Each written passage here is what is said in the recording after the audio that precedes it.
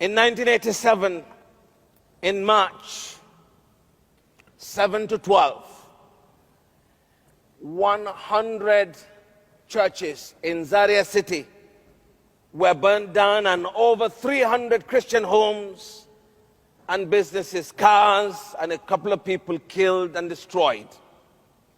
I was the leader then of the Christian Association Zaria chapter. And the Lord asked me to tell the people to do nothing. And I wrote that letter. It was circulated, and the Christians watched as their businesses were being destroyed, homes killed.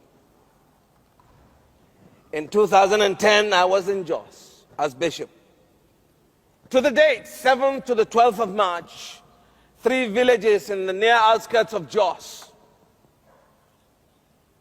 Muslims massacred men, women, and children. And the church leaders, we were all convinced to beg the villagers and those that survived and the entire Christian community to do nothing. They cried until their voices were dried up, tears dried up, and there was nothing more to cry, and they just watched. In 2006, over 40 people came to my house to kill me. It turned out I postponed my return home, and they met my wife. They did unspeakable things to her, beat her, left her half dead and totally blind. Through the mercy of God, she recovered. 6 months later in the USA, she came back. Exactly 1 year later, they came back again. This time they met me at home. Over 30 people came, broke down the house. They had their time. Broke down the back door, came in, and took me out to kill me.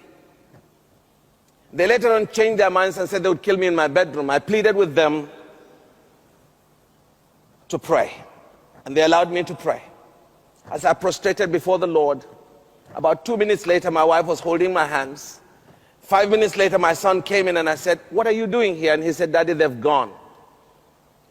What chased them away, what they saw, what they didn't see, only eternity will reveal.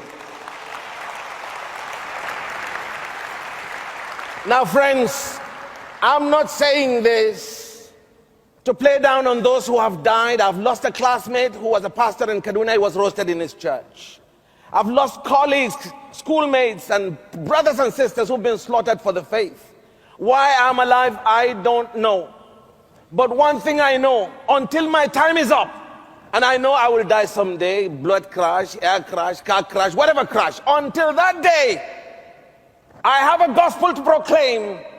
I have a gospel worth living for, and I have a gospel worth dying for. Amen.